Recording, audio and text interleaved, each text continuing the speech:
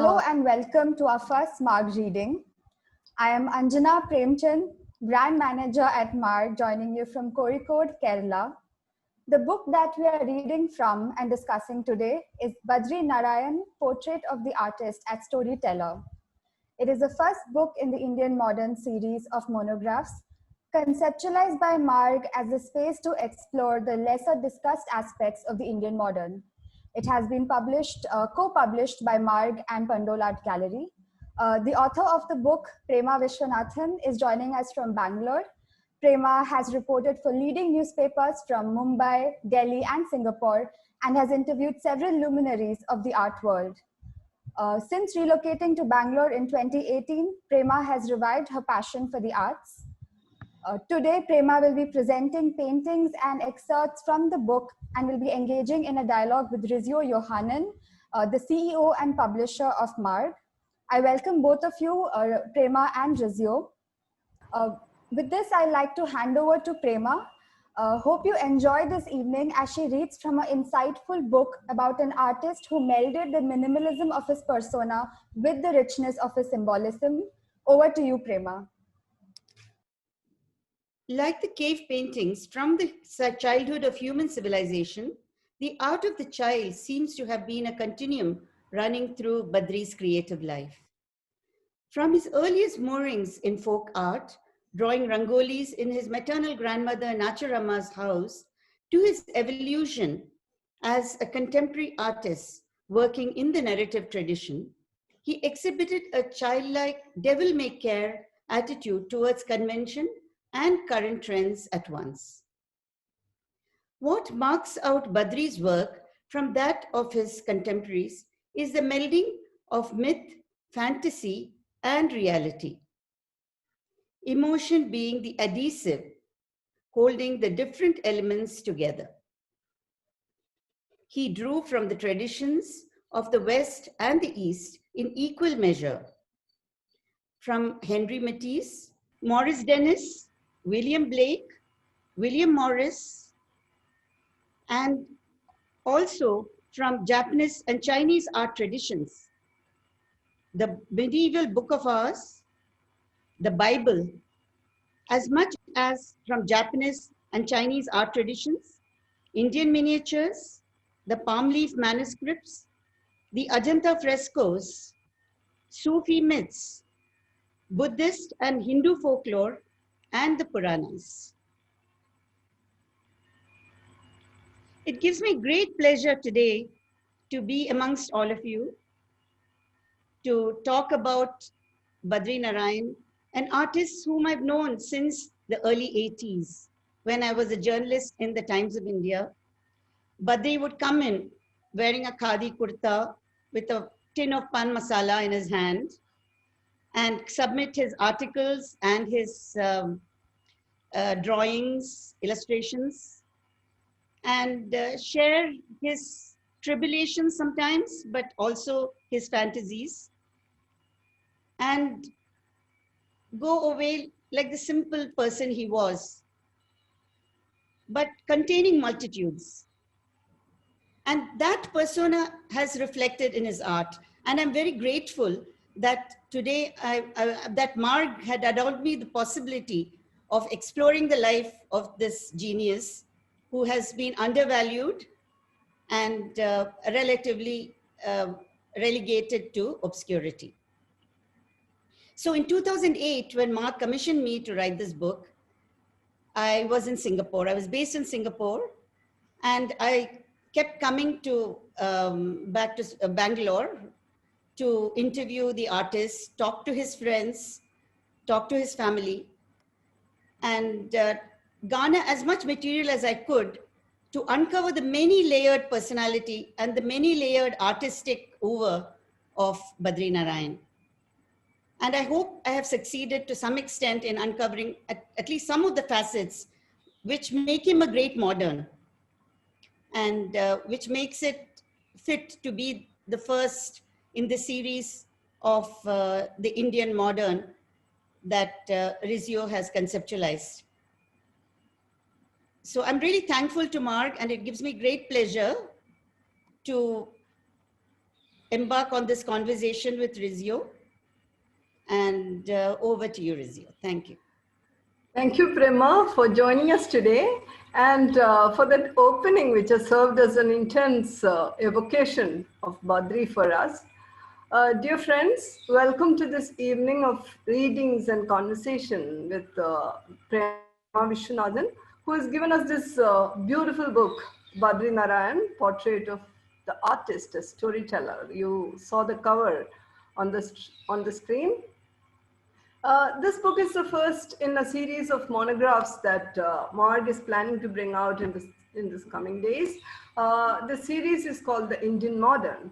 As Ranjit Hoskote, who has written an insightful introduction for this book, Prema's book, he has observed that it's very significant that we start this series with Badri, because what you've just heard from Prema, Badri's panoramic understanding of the Indic space and its resources of knowledge and creativity, and his fineness as a human being, and how he connected with the larger world and the arts from different parts of the world.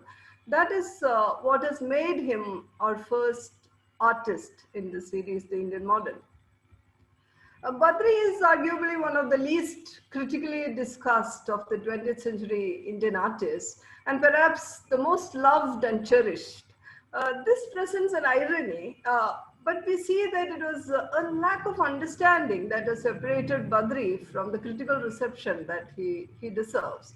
Of course, Badri's own reticent nature, like Prema would talk about it, perhaps contributed to this gap, creating this gap. But with the publication of this book, we are attempting to make a correction, one could say, and also to invite wider discussions on what constitutes the Indian modern today, as we choose more artists for this series that I just told you about.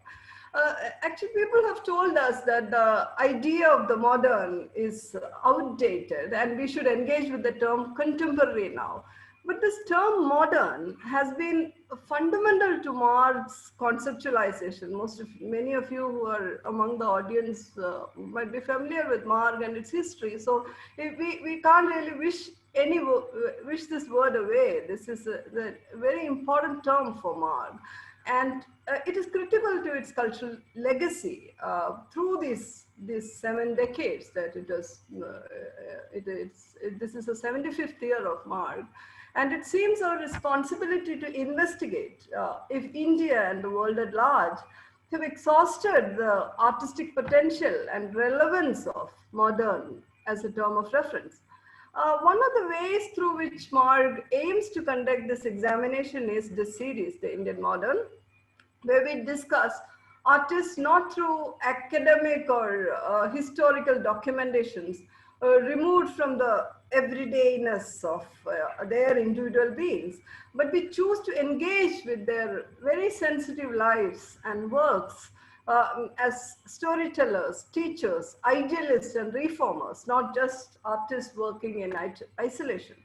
So we hope to really deconstruct or reimagine, reclaim both these terms, Indian as well as modern, through this series. And in this book, Badri Narayan, Portrait of the Artist as a Storyteller, Prema's evocation of James Joyce's title is obvious.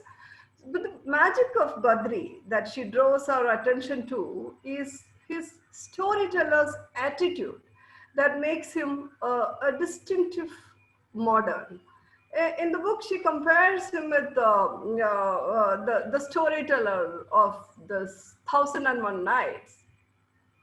Through these books, 7 chapters, she reveals the true Badri, who had the courage to invest in rare hopes of humanity. It's really amazing to see. When I first read the draft, Prema's draft, I was really amazed to see the kind of daring that he has invested in this hope. We are extremely happy about publishing this book in association with Pandols, and we thank Kaushad and Dadiba for their unlimited love and regard for Badri. and they wholeheartedly supported this project.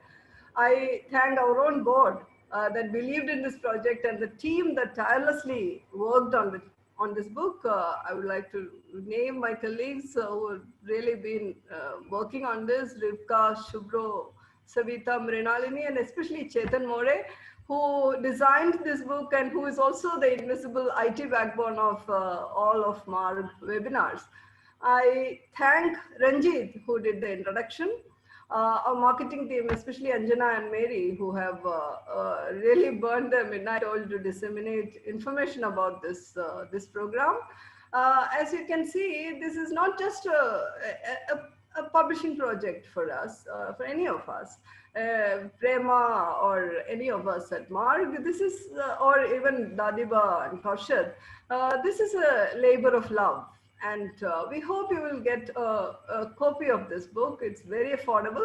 The digital book is already available on our site, and the print version is will be out soon in a week or so.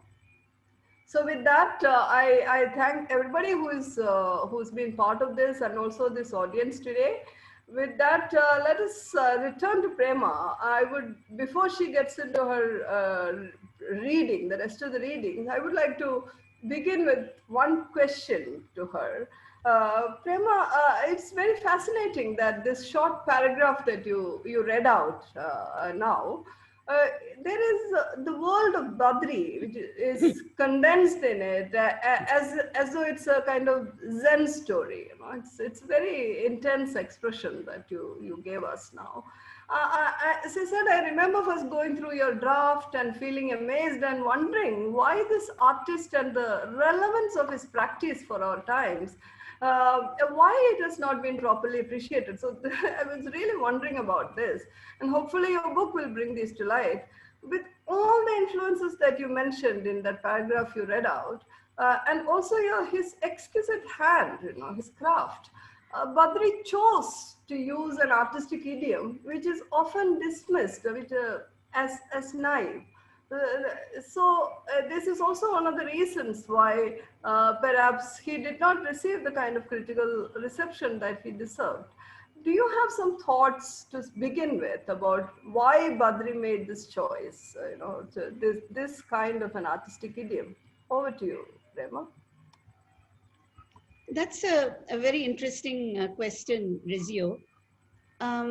You use the term the Zen koan. Now, that itself is, I think, holds in its heart a clue to what makes Badri a great modern. Because a koan, as we all know, is a riddle. It's a puzzle. And for Badri, life itself was a puzzle. And even the way he, there was a paradox in the way he lived, and in the way he perceived his mission, which was painting. And of course, he included also teaching, because that came hand in hand with painting for him. He was something of a missionary when it came to espousing his vision of the world of art. And so along its way, he also became a teacher, and he also wrote, because he saw the osmosis between painting and writing as very important. So what I see in him is, what makes him a great modern is that he was able to bring together different polarities. We talk of, in his work, and what made him also an object of neglect, I think it's also in this paradox, because the very fact that for him, the myths of the world, whether they were Hindu Puranas or whether they were Buddhist Jataka tales, the Buddhist myths were actually very close to his heart, because he saw in it an affinity to his own persona of simplicity and, trying to be more akin to his mentor Gandhi. So there was that on the one hand. So the minimalism in his persona and in his lines and colors, and, which seems on the surface very childlike. Again, another clue to the paradox, the art of the child, which he felt was something that had been thrown into neglect. And along with that, you see such a rich symbolism, and not just symbolism from all these different sources which are mentioned in the excerpt I read out, but also, you occasionally find a ladder or an umbrella. You see a Matsya Kanya or a mermaid, rowing, helping to push the boat, or, using the umbrella as an oar. Or you see a boat not in its natural habitat, which is the water, but you see it in the sky, or you see a ladder going up into the, I mean, these were all symbols for him, from ordinary life. And along with that, he melded all the symbols from myth and literature and what have you, so, and from nature. I shouldn't forget nature, because for him, it was all part of this integrated ecosystem where, there was a constant conversation between human beings and the rest of creation, and also inanimate objects. So there was this constant energy which was being generated through these not so subtle, very complex action that is being played out beneath the surface. So on the surface, because he was a believer in the art of the child, and even Picasso said that every child is an artist. The problem is to remain an artist when we grow up. So I think that was something that Badri really believed in. So that complexity, which is contained not just in children's art, but also in the art of tribals or folk art. I mean, he felt that this it was a contradiction of sorts to say that there should be a hiatus between craft and art, because he felt that craft contained in it the seeds of art, and art contains within it the seeds of craft, because one cannot do without the other. They are interdependent. And this was very important for him, this concept of which also some of his mentors whom he looked up to, like A.G. Subramaniam, espoused.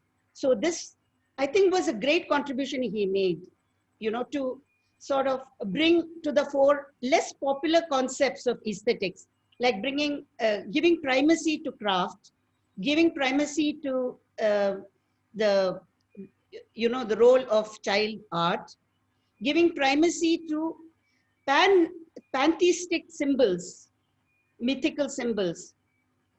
So, and introducing into it an element of surrealism and an element of meditativeness. So, it's quite a heady mix if you look at it, though it doesn't seem so on first viewing. So I think this was his great contribution. And this made him unpopular also, because there was at that time a notion that, craftsmen were just assembly line workers, so to speak, of the art world, and the artists were the visionaries. But he completely broke down this hierarchy, just as he broke down the hierarchy between child and adult, between man and woman, between human beings and the rest of the ecosystem. So I think this actually holds, in a sense, the secret to his genius and his importance. Maybe you can read a few excerpts now, and then we can again start.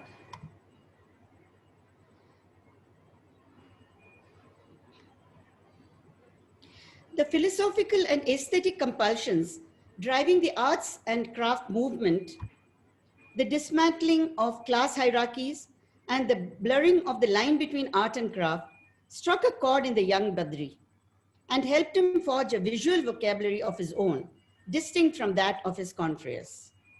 Badri did not imitate his artistic progenitors in the West.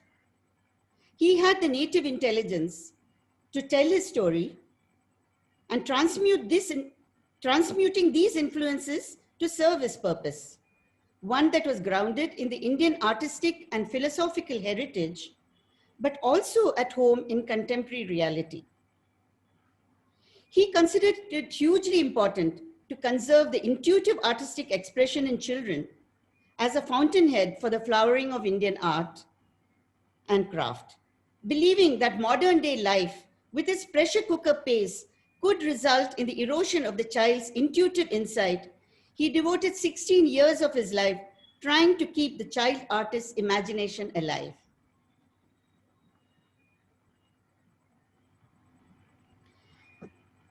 Now I'll go on to the next excerpt. Myths provided the fodder for Badri's circular vision, his ability to connect seeming polarities, his depiction of the Hindu god Ganesha as the remover of vigna or obstacles, and of the Buddhist Kukuta Jataka, the tale of the rooster heralding a new dawn, is redolent of new beginnings and the origin of human life. The next link in this circle is his picturization of kinnaras, or bird-human composites, and yakshas, which are nature spirits, and Matsya Kanyas, mermaids, semi-celestial creatures representing human imagination and the exploration of sexuality in its many dimensions. And finally, we have the paintings on the Bodhisattvas and Christ, all of which speak of death and of rebirth in one and the same breath.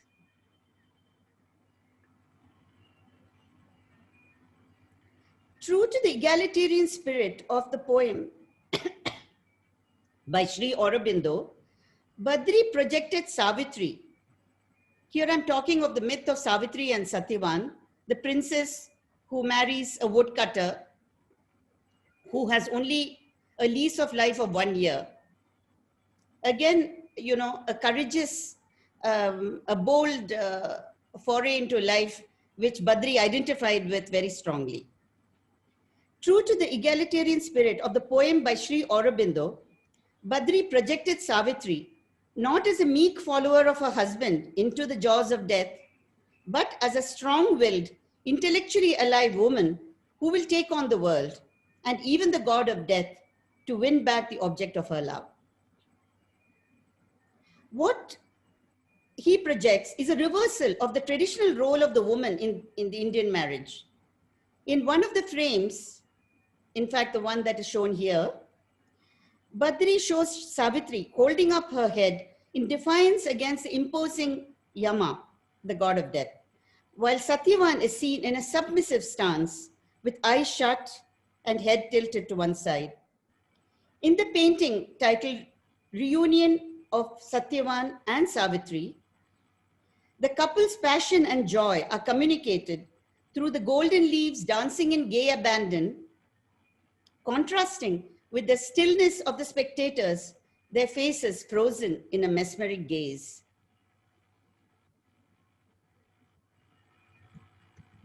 We next come to the tale of Chand Thakur, Chandidas and Rami. Chandidas, the Brahmin, who falls in love with the Dalit washerwoman, Rami. For Badri, the dilemma of the Brahmin priest Chandidas and the Dalit washerwoman Rami and the transgression of the prevalent social norms found an echo in his journey as an artist and a rebel of sorts. His paintings on the romantic couple did touch on the tragedy and the spiritual dimension of their love, but to focus more keenly on their emotional bond and its power to transcend casteist divisions.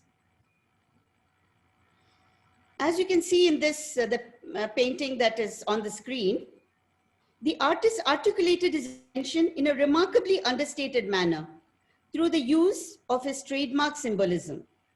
In his painting Chand Thakur and Rami Ser, executed in 2005, the sense of doom signified by the menacing mountain range, which separates the two lovers, and the bleak gray sky overhead, is countered by the cheerful orange clouds reminiscent of Van Gogh's masterful use of vibrant colors. Also striking a hopeful note are the verdant trees facing Chandidas and Rami, and most importantly, the empty boat, which is a symbol of spiritual redemption, according to Badri. As he put it, the boat represents a journey where the destination is unknown, but the questing mind forges ahead with courage and passion, driven by the spirit of inquiry. This painting captures in an evocative manner Badri's vision of a casteless society, where the schism between individuals on the basis of caste and religion is destined to give way to a more egalitarian world order. The visual vocabulary of Badri is explicit in the way he has portrayed the connection between the two lovers through Rami's dupatta swirling through the waters to Chandidas, who is following far behind, not following her far behind, holding one end of the garment firmly in his hand, as if to reiterate that his love for her is a lifelong commitment. Here, Badri has chosen not to focus on that part of the Hindu wedding ritual where the groom leads and the bride walks behind him round the sacred fire, but rather the part where the bride leads the groom. By showing, excuse me, by showing Rami in the lead, Badri has revealed the independent nature of her persona. It is she who decides to leave her home in a bid to escape the shackles of a caste-ridden social order. And it is Chandidas who follows, unable to bear the thought of being parted from his beloved. Prema, may I come in here for a minute? As we were discussing the love of Chandidas and Rami, another figure comes to our minds, the unicorn, you know, which has been a consistent presence in Badri. How do you see the duo of Chandidas and Rami, like, you know, this duality, vis-a-vis the singular image of Badri's signature unicorn? So this, how does it connect? How do these things connect? For Badri, actually, love's tryst, the journey towards, the journey of the whole act of loving, is not a simple, straightforward process.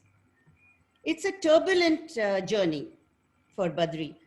And it has to be so because, he saw it as a journey that was both transient and perennial. So, there was this juxtaposing of the rootedness in earth and in a social order which was riven with contradictions, and the ascent towards a spiritual union in the afterlife. So there were these two facets of love that he juxtaposed in his paintings. And for him, the unicorn was also a symbol of, intuition, imagination, and, the aspiration towards spiritual redemption. And, in fact, he saw it as the gift of the seer and the artist were encapsulated in the unicorn, according to Badri. And much as it was for W.B. Yeats, another of Badri's favorite poets. So, the unicorn he saw as a symbol of the soul. And he saw it as something that elevated the soul, just as true love also elevates the soul. So there was a connection between these two symbols as far as Badri was concerned. And you have a small passage. Can you read something which you wrote in the book about the unicorn before we go into the questions? Yeah. Hovering over all these mythical beings is the unicorn, or Ekashringa, the one-horned horse that symbolize Badri's singular vision of creativity and transcendence. The unicorn enters Badri's paintings like an ethereal presence, a lonely sentinel standing on the threshold between the myths that form the resources for the artist's creations and the imaginative universe created by the artist. Wonderful. Thank you, Prema. I think at this stage, maybe we can get into a short conversation and then open this for Q&A, and we can show some other images also. I would like to, from here, go back to something which you read initially, where you were talking about Badri's childlike engagement with his art. And his affinity to the crafts, and he did not believe in this divide between art and craft, etc. So there's this direct connect between Badri's this kind of an attitude towards his own art, and how he views crafts, etc. And his nonviolent resistance to hierarchies. So he had a kind of new way of relating to myths, as you read out from the book. So I was wondering if this kind of an attitude that he had helped him as a teacher, because he taught at the Bombay International School for many years, and I have had many alumni from BIS coming to our office for something or the other, to pick up a book or something, and then learning about this project, because we were working on the project last year, getting excited about Badri and their teacher. They would sit in front of me and talk about Badri for, very excitedly. Do you think he had a teacher's or a storyteller's way of decoding the Indian myths? I ask this because the myths are a hugely misunderstood space today, especially today in our country. Many are even dismissed as regressive. Some are appropriated in very, unwarranted ways. So while we see that Badri has been hugely influential as a teacher to many contemporary creative minds, he influenced his students. Like even today, the students talk about him. How did he bring the world of the myths and his own contemporary worldview together? He was very progressive, very, we just saw how he thought about things. How did he bring this together? Over to you. Yeah, there were two aspects to Badri's teaching. In fact, I mean, his wife was pointing out how when he first went to apply for a job at the Bombay International School, he was recommended by the great artist Jahangir Sabawala. And he went there and, for the job, and he came away without even discussing the salary. And Indra, his wife, was saying, how could you not discuss your salary when you're taking up a job? But for Badri, he said, it was a job that was not a job, it was such a pleasurable sort of a time for him, these 16 years. And he said, the work itself, the work of teaching itself is a reward. And so he, even without a salary, he would have been happy to do it. But of course, thankfully, he didn't do that. But for him, he saw he believed in the Wordsworthian concept, philosophical treatise of child being the father of man in a philosophical sense, because he did think that, the child comes with imagination and intuition and everything that is uncontaminated. And it has no idea about all the, the rifts that are present in society, comes there with totally, unfettered mind. But then what generally happens in schools is that their imagination is curtailed, it is bound, and they are taught to, it's bound by rules and by the conventions of the current social system. But Badri actually did the opposite. He freed his children from all these constraints. He sat at the level of the children. He would even sit on the floor with them when they were painting. He would and he believed that storytelling was a great way to unfetter the imagination. So he would start talking about different myths.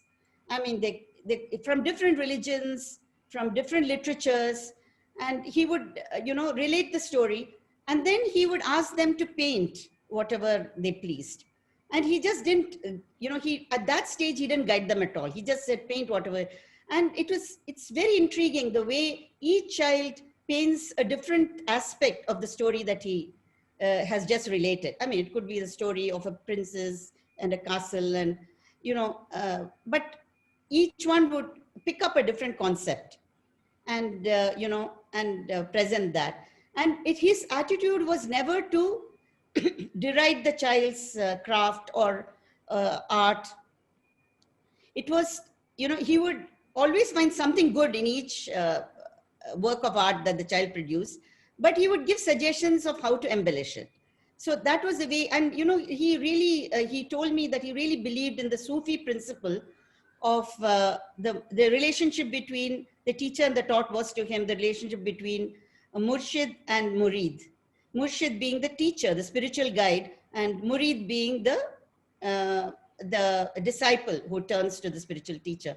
And he says that according to Sufi, the Sufi philosophy, the murshid is of course a teacher you look up to, but the murshid can also be a brother. The murshid can also be a friend. And the murshid can also serve, the student.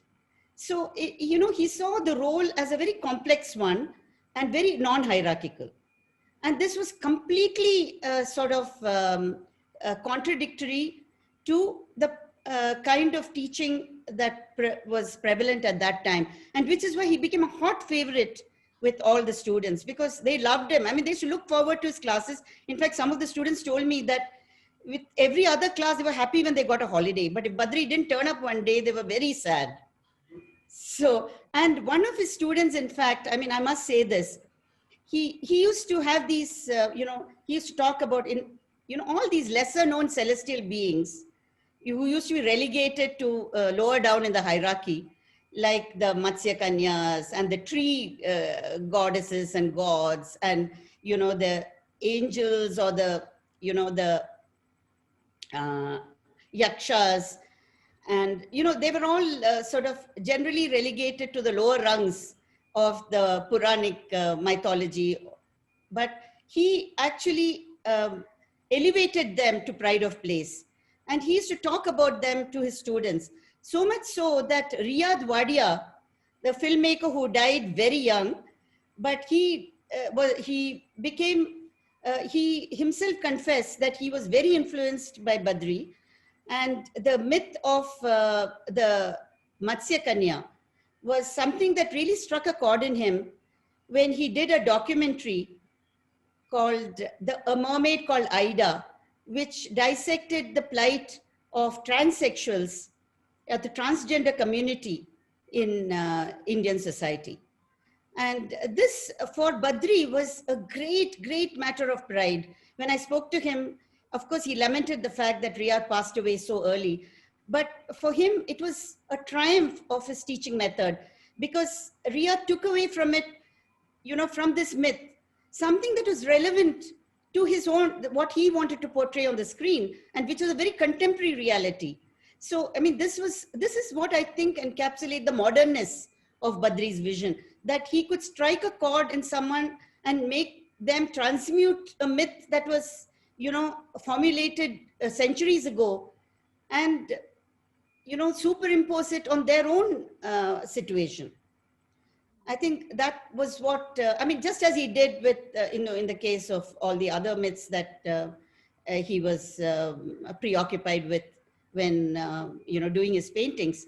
So I think that, I hope that answers you. And again, you were talking about the misunderstood space. Yes, because, for him, myths were not just, they were not just stories, for one thing. They contained deep philosophical truths and moral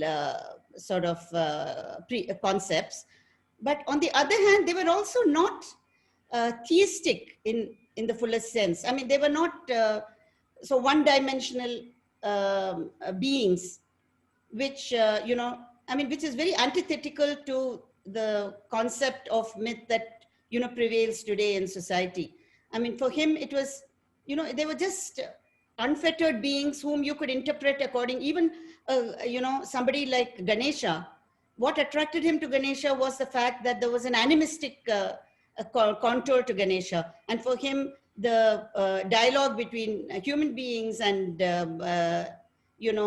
the creatures, other creatures on the planet, was very important to him. And so that was one of the features which attracted. So his, the way he used myths was very different from the way, for him, similarly with all the other beings, whether they were yakshas or whether they were, the bird human composites, the kinnaras. For him, they encapsulated different aspects of the human psyche and of the society that one lives in. And also, it really reveals the very, very, modern aspect of Badri, and actually it makes him, I feel very happy that he is actually the first first artist in the series, because it also reminds me what you just said, Prema, of T.S. Eliot, who used the mythical method this term. He used this term mythical method in a special way while talking about James Joyce's method. Joyce, who's the inspiration of your book title.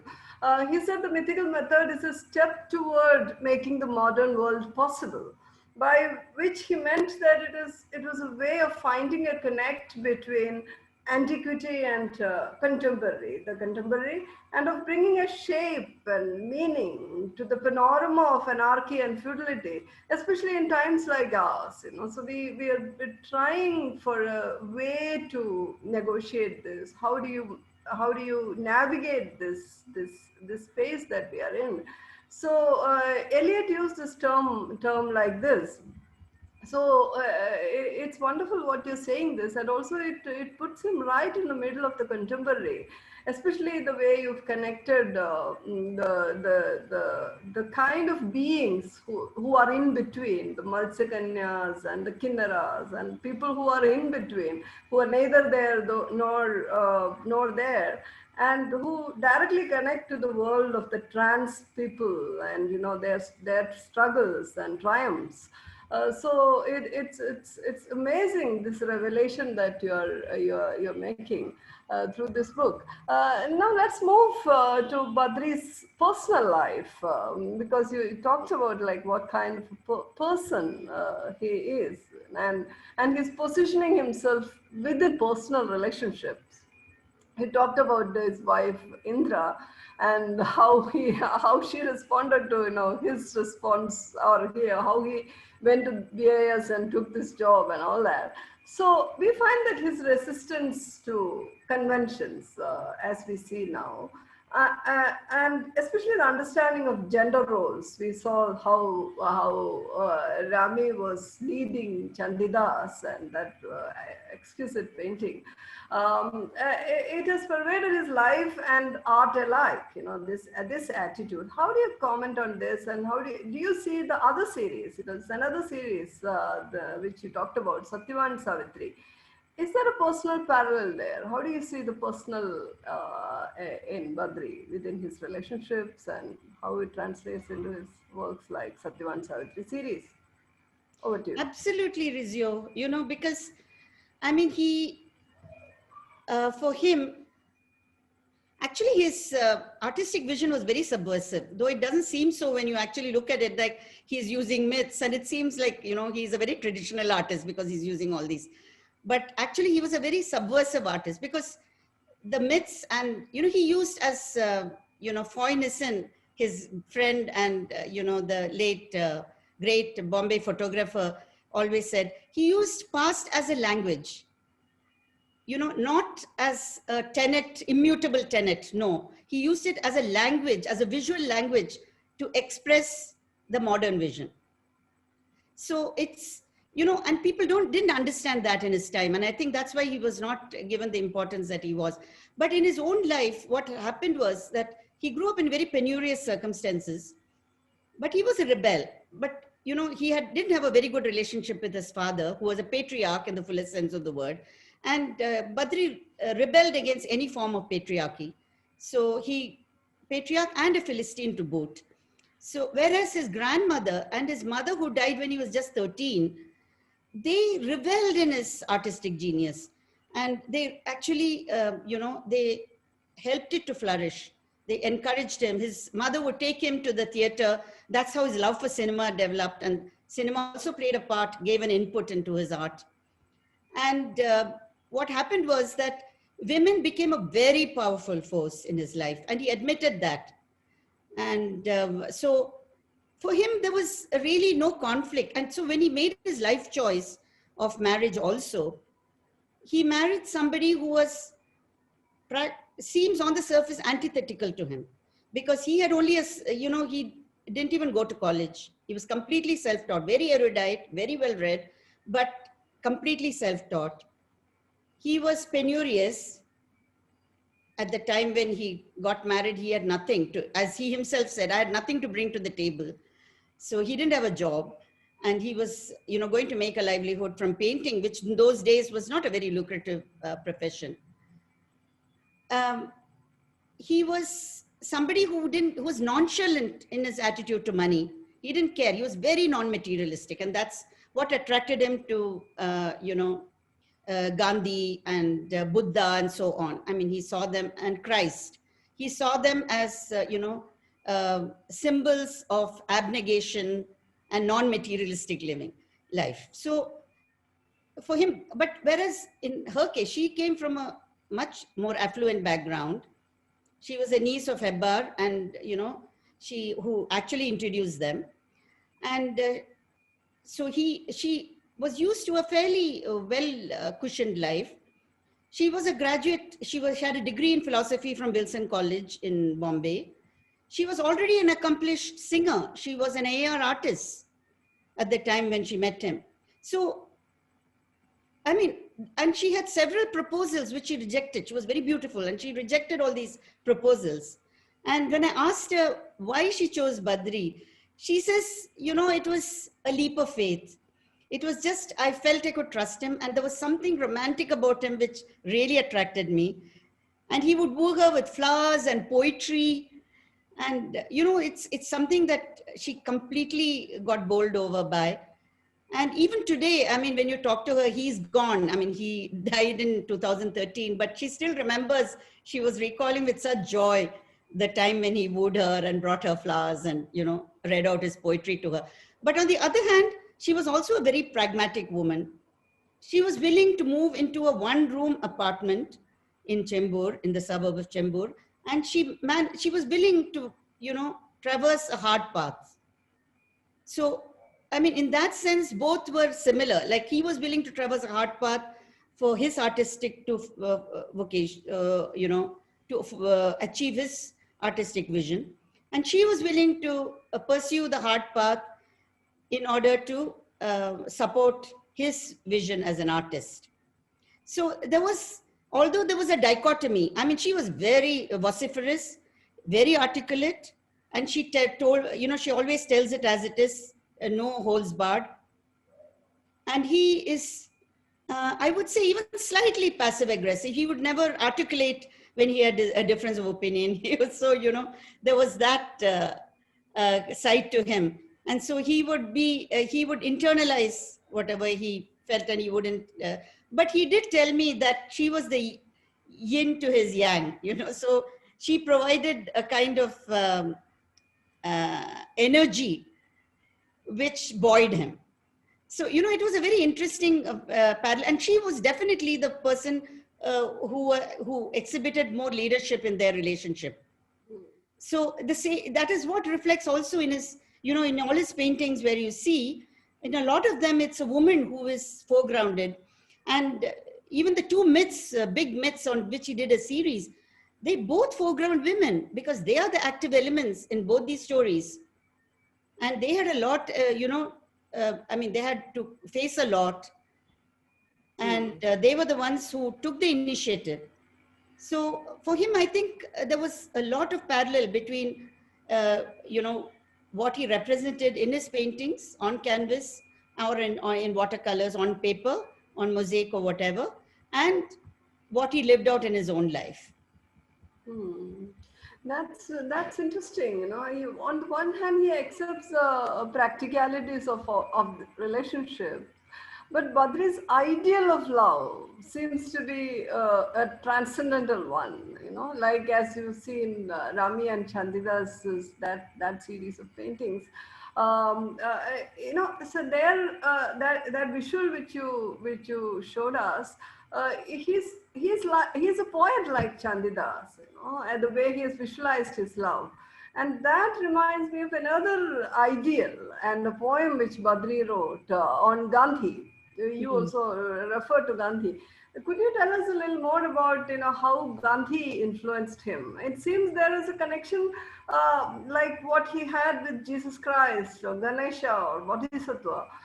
something that allows coexistence and going beyond conflicts. You know, in his space, all these people could coexist, but well, they are all conflict-ridden spaces outside of this space. You know, this imaginary. So how do you? It's also an ideal that he is looking at. So an ideal of coexistence. You know.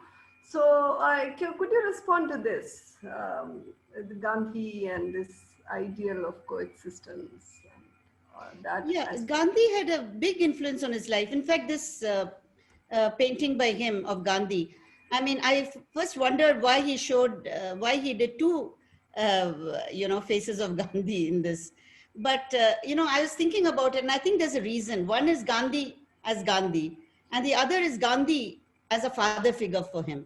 Because, in fact, he says in this poem, "In the evening you left us, I grieved more than at my mother's passing. On the evening you left us, I loved you more than ever I loved my father. A brine pit trembled in my palm. I emptied it into the sea, salt unto salt." And then again, "Are you not by any chance some sort of a strange kin to that son of a carpenter from Galilee, that princely mentor from the garden of Lumbini?"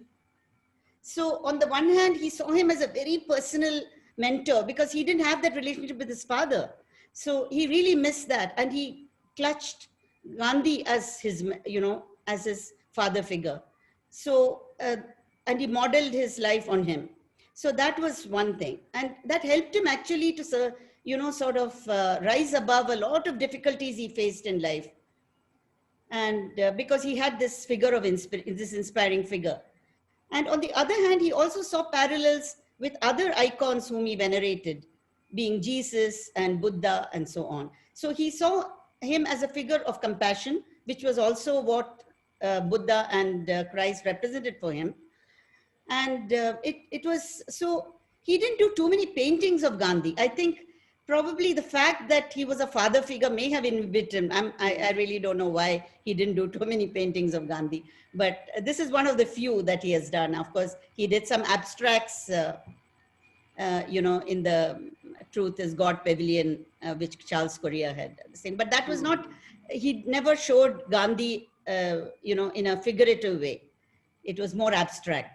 So for him, Gandhi represented much more than just, an icon as for most people. For him, he was a very personal, he had a very personal relationship with Gandhi. That also, we will conclude this part of this and go into Q&A. But before that, let us come back to the unicorn, because this ideal of coexistence and this, the possibility of going beyond conflicts, that also takes us to the unicorn, which is that ideal which is there, So would you, I always think when I look at his unicorns, I also think that, there is a kind of non-division that he's aspiring for in a world which is so divided. Would you have some comments on it before we go into the Q&A? Yeah, for him, I mean, the unicorn, again, he saw it as a slightly, what shall I say, a slightly subversive image while also being ethereal, because a horse with a horn, it's a mythical creature, but a horn can be seen as a disfigurement for a horse, but he didn't see it like that. For him, it was, he in fact reveled in its uniqueness. So that was what creativity and, for him, enlightenment, creativity, redemption, all this was encapsulated by the unicorn. And in fact, he told me that the unicorn was one of the Ekashringa, which is there which, never really got talked about very much. But he says Ekashringa was one of the big contributions that India made to world mythology. And eventually it transmigrated to European, so much so that hardly any imprint of the myth survives in Indian art. That was his lament. But I mean, in a sense, the way he described the transmigration of the Ekashringa, I think it represents, for me at least, Badri's own journey in life and as an artist, because he was somebody also who didn't get the kind of, who wasn't valued as much as he deserved to be. So, I mean, I think ultimately that is how the Ekashringa, why he populated his paintings with the Ekashringa, because it's also an ideal, something that you can aspire to, a redemption you can aspire to, a creative culmination that you can aspire to. For him, it was that. And he didn't see it merely as a myth. He saw it as something that is internal, as a part of oneself. But it is also important that now we are speaking about it in its entirety, and this because even Marg is an ideal space. You know, it was founded with an ideal, and some of us are here because of that ideal.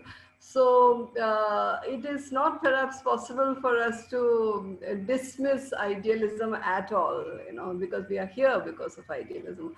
And the fact that we are now talking about this and the possibility in his absence, but you know, he's very much present among us. So, like the way I was telling you about how the BIS alumni still talk about him as though he's just sitting in front of them. You know, so his absence is not really affected us, and the layeredness of this, the multi layers of this, his art is now coming to us. So I think that his ideal and his faith was worth it, you know, because we are talking about him today. So with that, I think it's a good place to go to the audience questions, Prema. So thank you very much, Prema, for this conversation. Yeah. Every time I talk to you about Badri, it's very insightful. So this has also been a completely insightful conversation for me. Anjana. Yeah, thank you, Prema and Rizio. I know, Prema, you spoke about Badri as a teacher and also of Riyad Wadia. But I would still start with this question. I know you've addressed it somewhat, but if you have anything to add, it is from Nargis Wadia, who is Riyad Wadia's mother. She asks if you researched Badri as the art teacher. Sorry, can you just repeat the last? Yeah, so it's from Nargis Wadia, who's mother of Riyad Wadia. She asked if you researched Badri as the art teacher. Very much. There is a whole chapter on the art of the child, which talks about Badri as a teacher, because I think it's very, very important, the role that he played, almost as important as his role as an artist, because, you know, I mean, and he feels it was a mutually enriching experience, the act of teaching. As, you know, he felt very close to his students, and, you know, he saw each student as a unique individual. And, you know, the fact that they could talk to him freely, and that, you know, they could express any anxiety they had, or any sort of, which many other teachers may consider outlandish. I mean, he was, you know, he was a willing receptacle for all these churnings and ideas and so on. So for him, I mean, he just loved teaching. And he says it's a blessing that I was able to spend all these years. And Jahangir Sabwala himself told me, unfortunately, he's no more too in the interim period, in the last 10 years. So many of his friends have passed on. And he said, you know, we knew it was the right decision to recommend Badri when he and his wife recommended Badri to Bombay International School. And he said he did such a brilliant job. I don't think anybody could have done that kind of a job. And so for him, and, you know, so the act of teaching also helped him, I think, in his illustrations for the books which were published by Orient Longman, the Mahabharata, the Dance of Shiva, and the Ramayana, in which his illustrations are really more than illustrations. They're actually, you know, multi-dimensional. They're almost a narrative by themselves. Although they illustrated a narrative, they extended the text, as Lakshmi Lal, who wrote the Ramayana, told me. She said, I feel that it was not just illustrating or replicating what I said in the narrative. He actually extended and enhanced the text through his visuals. So that's something that, you know, that's something he says he got from his interaction with children. It made it very easy for him to illustrate these books, which were primarily for children, because he had already established that connect. And he loved being in their company. He says, given a choice, I would much rather spend my time with them. Yeah, the second question is from Gangadharan Menon. Yeah. He asks, how and when did the rebel and the saint in Badri reconcile? Oh, okay. I don't know whether he is referring to the fact that he left his home and he flouted the diktat of his father and his uncles. And he only had the support of his grandmother at that time because his mother was no more. And he went to Bombay, I think, with barely any money in his pocket. And, but in the later part of his life, when I spoke to him, he was already in his 70s. And then he was mentioning that,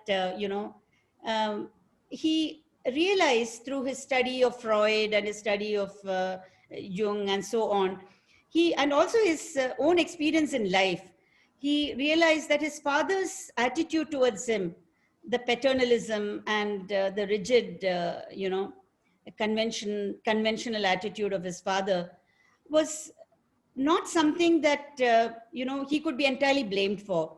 He felt it was something that was inherent in his psyche, and he didn't know any better, so that he thought that was the way to, he was a single parent, so he thought that was the best way that he could. And in fact, he did a painting of his father towards the end of his life, and beautiful painting, which shows, a beige coverlet, and it's very gracious, and his father's face is so serene. And you'd never imagine this was a figure with whom Badri had a very conflicted relationship, because he had made his peace with it. Similarly, I think, he also had, he had some sort of, though he was a younger contemporary of the Progressive Artist Group, which was there in Bombay at the time when he was there, like M.F. Hussain and Ara and, Souza and all of them. He interacted very closely with them, but he remained a bystander. He didn't actually become part of the group, and he followed his own path. And at times, early, when he was just 24, he in fact, I think gave a quote. He was quoted in Times of India as saying that, turning too much to the West is a problem of contemporary art today, or something like that. And then later he was telling me that was a very brash statement, because I realized that I myself have imbibed so much from the West. It's just that I was tilting a little more towards my Indian roots. But it was brash of me to say that. So he was something of a rebel, and all those certain aspects of his rebellion got toned down. But I think he still remained a rebel in many other ways, but not a very brash rebel. Somebody who transmuted his rebellion into his art and gave it a more subtle and subterranean kind of outlet. The next question is from Shailaja Nair. She asks, Prema, would you like to comment on the colors Badri used? How did he use colors to display his view and his philosophy? Actually, you see a varied use of colors. I mean, there was a time when he used very muted shades. And, there are paintings of his which are just gray. I mean, unfortunately, we didn't get permission to use some of those paintings because, they were with other collectors and we couldn't use them. But, there are paintings like Girl with the Venom Mouth, and which is completely gray. And then there is the Owl and the Mirror is there already in this, so you can see that. And then there's a painting called Hunger. I think we've used that also in the book, where you see very monochromatic kind of, and even the family in the restaurant also, which you showed earlier, it's fairly monochromatic. It's very muted shades, not bright. And so, there was that phase where he used, and then he says that, a young admirer of his work said, why don't you use brighter colors? And he suddenly thought, this child may have a point. And he's, introduced brighter shades. And he found that he was able to vary and use them almost like a language, like we saw in the painting of, you know, the Rami and Chandidas painting. You can see, I explained how the gray tones and the, you know, the gray of the sky and the brown, the deep brown of the mountain, you know, the somber tones to represent, you know, turmoil and foreboding and so on. And then the orange clouds and the other bright colors of this, the water and so on. I mean, these, and the color of the boat, those are all, you know, those are ways in which he was able to portray a buoyancy or an optimism. So he was able to actually use these colors very, very effectively. And then the use of white for the Ekashringa, or the unicorn, to show purity. I mean, these were all ways, I think, in which he deployed color very, very effectively. Okay. The next question is from Paul Abraham. He says that, I like the idea of using folk and myth as the idiom for subversive thought and statements of critiquing social issues. Was it also because the parallel would be appreciated better by Indian audiences? Absolutely, because essentially Badri saw himself as a communicator. I mean, all his paintings, if you look deeply, they are a form of communication. There is a dialogue going on, even if it doesn't seem so on first viewing. There is a dialogue between all kinds of diverse elements, including human beings. I mean, it's not that human beings are at the center always. I mean, there are all kinds of other creatures and elements at play. So for him, actually using myths, firstly, he felt telling stories is a great way to communicate, because people love stories, and they have for centuries, you know. I mean, since time immemorial, stories have been a way of communicating. We've seen that in the oral tradition also. You know, concepts, great concepts have been passed on through stories. So he saw it as a good way to communicate. And especially with children, he found that if you tell a story, then the child is able to, you know, transmute it into a visual form much more easily, rather than if you just give, you know, a one-word subject, right, which is more static. So for him, it was a very clever way of using myths which were in currency. I mean, when he used the Bodhisattva, or he used the Ganesha, or he used, you know, Christ, these were all ways, or even say the fish. I mean, he used the fish. Of course, it communicates to everybody, but of course there were deeper resonances, because the myths, for him, it represented the Matsya Jataka. It represented also the Matsya Purana in Hinduism. It also represented the, you know, the portrayal of Christ as fish before, you know, he was portrayed in a human form. And it also represented for him the Bahumat, the Middle Eastern Islamic iconography, where, you know, in paintings, the giant fish was shown as a symbol of, you know, wisdom and survival and enlightenment and so on. So it's a, you know, he was able to, he could appeal to a diverse audience or viewership by using these. I mean, some of them would see it in a certain light, others would see it in a different light, but all of them contained a story. Okay, moving on to the next question. It is by Nisha Sanu. She asks, how much can Badri's sketches and teachings prove redemption to those who find insight in his paintings and teachings in the present vicious post-truth society? You know, his paintings were dismissed as naive, but what Badri sought to do was to, you know, unite. His was a unifying vision. And I think that's a very important concept in present day society, where we are driven, you know, where it's so fragmented, whether socially or whether on the basis of, you know, social divides, or whether on the basis of religious divides or political divides or whatever. But for him, they were all, you know, he wanted to, or even environmental divides, because, you know, there is the idea of the Anthropocene today, which is again post-truth, where, you know, you don't give importance to the environment. You don't give importance to creatures that you see as lesser than you. You know, the domination of the human in the ecosystem. He was against all this. He rebelled. In that sense, he was still a rebel, and he rebelled against all this. But so I think he's a very important force today as an artist and as a storyteller, you know, whether in his writing or whether in his, you know, teaching precepts, the breakdown of hierarchies that he espoused.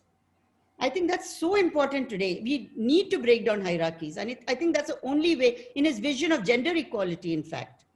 In fact, there's this beautiful verse which I had wanted to, if you'll pardon me, I'll just read out this verse from Savitri, Aurobindo's Savitri.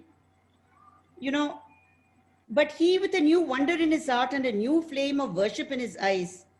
But now thou seemest almost too high and great for mortal worship. Time lies below thy feet, and the whole world seems only a part of thee. Thy presence, the hushed heaven I inhabit. Now, this is what Satyavan says when he wakes up from his, you know, perennial sleep. But immediately, you know, what Savitri says is, she brings him back to earth, and she says, no, ours is a relationship of equality.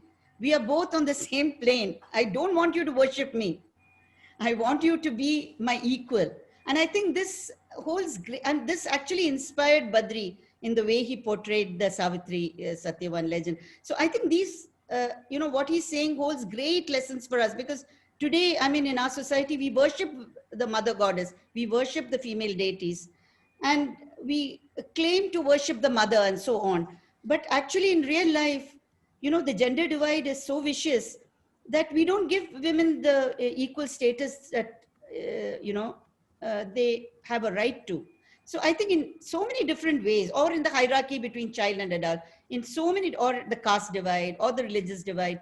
I mean, every which way, I think what he represents is very important in this so-called post-truth world, if one can use that term, yeah. The next is an anonymous question. It's interesting because the person asks, have you ever wondered how he might have approached the current time with the global pandemic and the lockdowns?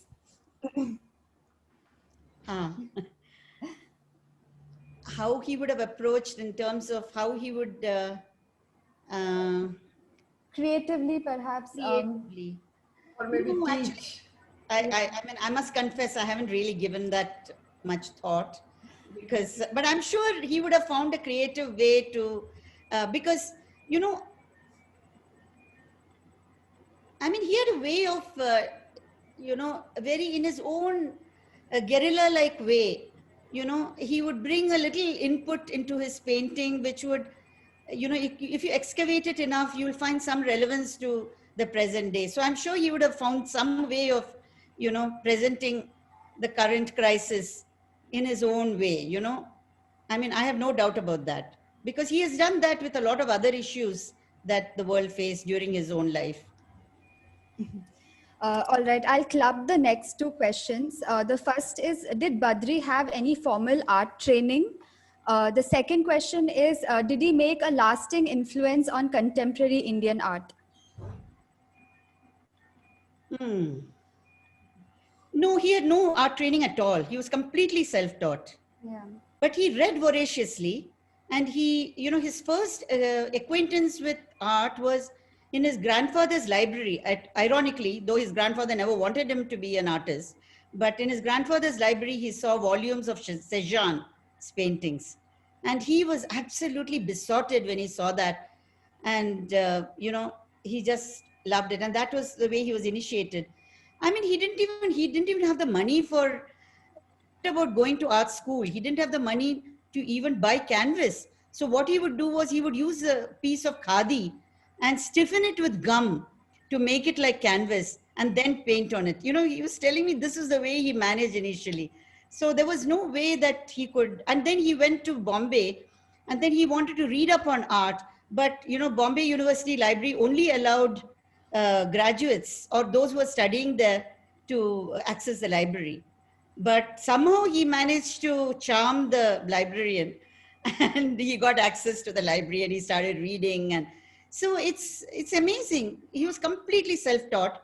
But, you know, there was one influence that was important for him, because he lived in Chembur, and the great artist Gade also lived in Chembur.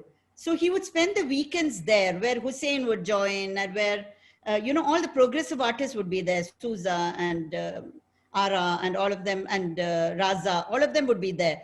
And they would be called. So he was there as one of the youngest not as a participant, he would just listen to what was going on. So he imbibed a lot of that. I mean, it was important. So that was a kind of training for him. And he did look up to all these artists. So though he didn't, the thing is, he didn't replicate he went in a totally different direction, but they were important for him. So he did look at their work, and he probably some of them were points of departure for him rather than somebody to emulate, but they were important. And for him, art education came from, you know, all the people I mentioned, like, you know, William Morris, whom he really revered. Matisse was a big influence on him. And then, of course, the palm leaf manuscripts, which had illustrations, the miniature school, and the Ajanta frescoes. These were all very, very important for him. So he imbibed lessons from all of them. The next question, did Badri interact with the artists of Cholamandal, who always believed that art and craft are inseparable? In fact, it's interesting. I mean, the only a parallel, besides, of course, the Shantiniketan school, where K.G. Subramaniam and others, you know, Ramkinkar Bej and all of them, they completely try to also break down the hierarchy between art and craft. Because K.G. Subramaniam, through his terracotta, you know, and then you have Ramkinkar Bej, who lived with the tribals and who, you know, openly sort of espoused, advocated deeper appreciation of their art and so on. So it was, you know, Shantiniketan had it. But besides that, it was only in the south, in Cholamandal, that there was such a great experiment going on. And, you know, people like, I don't know whether Vasudev is here today, I hope so. You know, a lot of them who were part of the Cholamandal school made a great contribution under the tutelage of KCS Panikkar to try and break down this hierarchy, this hiatus between art and craft.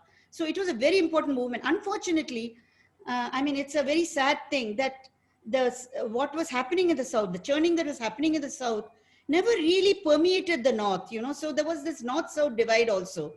So in a sense, you know, the great lessons that could have been learned were not learned. So, you know, I mean, there are a few artists even today who are trying to bridge the gap between, you know, art and craft, and using Vasudev himself, in fact, as, you know, recently there was a retrospective of his, and in that, you know, he had a weaver sitting there, and, you know, he had done several tapestries in collaboration with and he gave him equal importance, and he allowed him that articulation to express to whoever went and, you know, went to that exhibition, to explain how he did what he did. So, you know, now I think contemporary artists are, especially in the Cholamandal school, I would say, they have been the leaders in that respect. And of course, you had K.G. Subramaniam and others who have written books about it, how, you know, you should break down this divide, and he himself did it too. But I think this is a very important movement. And in Bombay, you saw very little of that happening in Bombay. And I think Badri, in that sense, was, you know, an important figure, if you look at that aspect. Deepa Menon asks, could you tell us a bit about his work in reform homes? Sorry? In reform homes. I didn't catch it, sorry. Yeah, she asked if you could tell us a bit about his work in reform homes. In reform homes. Yes. Yeah, I mean, he actually, he went to, you know, juvenile offenders' homes, and, you know, he taught art to these offenders, because for him, art was a kind of therapy and a way of, you know, healing. It was, so he felt that these young offenders, you know, what they needed was healing. And he also did the same with thalassemia patients, You know, he did some voluntary work teaching art to thalassemia patients. And, you know, these were great contributions of voluntary initiatives that he undertook. And, you know, today, of course, we hear a lot about music as therapy, art as therapy, and so on. But, you know, in the times when he did this, I think it was quite unique. There were not too many people doing that kind of thing. And it was much appreciated. Yeah. The next question, there is a tremendous influence of Indian miniature painting in his works. Did he share as to what resulted in such a strong influence of miniature painting? Yeah, I mean, in miniature paintings, yes, he was very fascinated by miniature paintings. One of the aspects that really influenced him was the fact that on one frame, again, it seems very flat. The perspective seems very flat, but you're seeing several actions taking place in the same frame. You see, you know, in one part of the frame, there would be a harem being shown. In another part, you would see the court in action, you know, the king and the courtiers and so on. In another part of the frame, you may see a garden. So, you know, there are multiple narratives going on in the same frame. And this, you know, art historians have pointed out that this is called synaptic narration. And for him, this was a very important lesson, because by showing different narratives within the same frame, he infuses a kind of dialogue and a kind of energy, which makes it a very complex work and not just, you know, I mean, there are some of his works where there is a lot of intensity and where he wants the focus to be just on that one narrative and that one action. So you do see that. But in a lot of his works, you'd see multiple actions taking place. Like there is one painting, you know, where you have somebody opening up a treasure chest in the sea, yaksha, you know, plunging into the sea and opening up a treasure chest. And then you have the boat floating in the sky. And, you know, you have several actions taking place at the same time. And this is and even sometimes within the same frame, you may see one persona is looking out and another persona and two others are engaged in dialogue. And I mean, this was an effective way for him, an effective style for him. So, you know, I mean, he introduced some subversive elements which were not there in the miniature tradition. So, and he introduced, as I said, some lesser known characters, you know, but the initial inspiration was the miniatures, yeah. As also the Bible and so on, which also had their own pictorial, you know, illustrations, the earliest Bible and the Book of Hours and all that, the French Christian book. Mm. I'll club the next two questions. The first is, were you able to interview his students while researching the book? The second question sort of throws it to the present and asks, can you talk a little about being self-taught in the space of art today? Is not having a formal art education a barrier? Okay, the first question about students, yes. I spoke to at least a dozen students of Badri. And in fact, some of my own cousins are, you know, studied under him and was so, I mean, they were really eagerly awaiting the publishing of the book. So, you know, I managed to track down, and the fact is many of these students, he had their phone numbers. It was just amazing. And they had visited him, you know, when he was in his 70s. I find that amazing. I mean, I owe such a deep debt of gratitude to some of my teachers. And I think it's wonderful that these teachers kept in touch with him. So he gave me the phone numbers. And some of them, of course, I excavated on my own because they had traveled. And there was one in Hong Kong. There was another person in Dubai and various places. But yeah, that whole book, that whole chapter, Art of the Child, is, you know, it includes several conversations with his students. It was a very important part of the narrative. And I also interviewed his fellow art teacher, Kumi Salod. Unfortunately, she was so eagerly looking forward to this book. Unfortunately, a couple of years ago, she passed away. I mean, this is a very sad aspect of my journey with the book. Then the second question, which is, sorry, I'm just forgetting now what, about art teaching. Yes, right. Yeah. So, I mean, I don't know whether it was, in his case, whether it was a boon or a bane that he couldn't go to art school.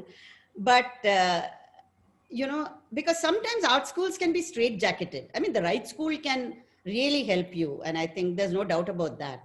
But if it's a wrong kind of, you know, very stereotypical and very straitjacketed way of teaching, then it can actually fetter your imagination. So in his case, of course, not everybody has the tenacity or the appetite or the curiosity to read so much and to, you know, imbibe, you know, so much from so many different resources, you know, but he had the tenacity and, you know, he had the curiosity and dedication. So you know, it's difficult to say for me whether, I think if it's the right kind of school, yeah, I mean, it would definitely help you. But if it's a wrong kind of school, it can be counterproductive, I think. Right. I think this is the final question for today. How does Badri differ from painters like Hussein, who also used religious motifs? There was quite a big difference. I mean, Badri himself was a big admirer of Hussein. And Hussein also praised Badri's Mahabharata illustrations, saying that they were really good and that he should do much more. You know, he should, uh, you know, paint many more, he should do many more paintings based on the Indian Puranas. And, but Hussein also felt, there was another aspect of Hussein's, he also critiqued, which I mentioned in the book, he also critiqued Badri, saying that he didn't really reach the full potential. Now, he didn't explain what he meant by that, but basically, Hussein and he did follow very different paths. You know, Hussein he was a great modernist and, you know, a votary of cubism, just like Souza. And, you know, he had the dynamism, the charisma to lead the progressive artist group to new heights and put Indian art on the world map. Definitely there was that. Badri himself acknowledged that, you know, his reaching out had a big impact on India's place in the contemporary art scene. But uh, Hussein's way of depicting, I mean, he's done some great paintings of Saraswati and, I mean, just as Raja Ravi Verma also has in a slightly different way, Hussein did it in a more cubist fashion. You know, it was a more modern style. But Raja Ravi Verma did it in a very beautiful way too. But there was a big difference between the way they approached the deities and the way Badri approached the deities. For Badri, it was not the subject itself. For these artists, the subject was important, you know, and their portrayal. I mean, without denigrating their contributions, I mean, their contribution and their portrayals were the way they approached the art form. But for Badri, these figures were only, Ganesha was only a vocabulary. For him, all these figures were a way of communicating. They were not an end in themselves. Like, they were not subject matters in themselves. They were a pathway to communicating his message. I think that is where, you know, the difference lies. Okay. Thank you, Prema. I think we are done with the questions. Rizio, would you like to share a few thoughts? Prema, thank you very much. As I said, it is it's actually another insightful conversation. It's as though you're sitting next to me and we're having this conversation in the office. Thank you very much for this. I think our audience stayed through this time, and I hope from the poll, I gather that they enjoyed this. There are many other aspects of Badri to discuss: his teaching, his poetry, we only got a taste of it today. He writes beautifully. His works with different media, his relevance to today, gender studies and post-Anthropocene world. There are a lot of things that we really need to discuss and to see Badri within those discourses and see how he contributes to these. So we hope to bring more conversations on Badri as we go. Meanwhile, please tune into your this next webinar that we have on September 2nd, which we had already announced, where we are launching a new series. Many of you must be familiar with our the other series of webinars that we are doing, Futures of Planet and Art Worlds to Come. But this is a new series that we are launching in connection with the new avatar of Marg magazine, which is going to be launched in September, which is marking our 75th year. So this series is called Futures of Art Studies, because in this new avatar of Marg, we are trying to really look at what is the contribution that we can offer to art studies, not just look at it as like, how can we push the boundaries of art studies in art education, art criticism, art and science, some of these areas. What are the seminal ideas that we should look at this point? What are the cutting edge movements in various disciplines? So we are looking at all these things in connection with this magazine of ours, Marg, which is arguably India's oldest art magazine. So join us on September 2nd. We have Glenn Lowry, the director of MoMA, and Sair Shah, the artist.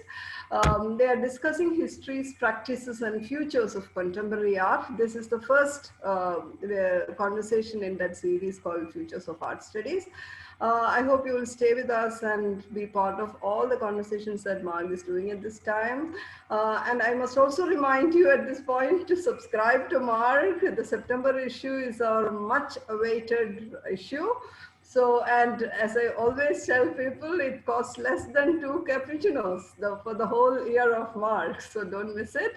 And Prema, thank you once again. But before we close, I think you must say something, and it's not our day, it's your day.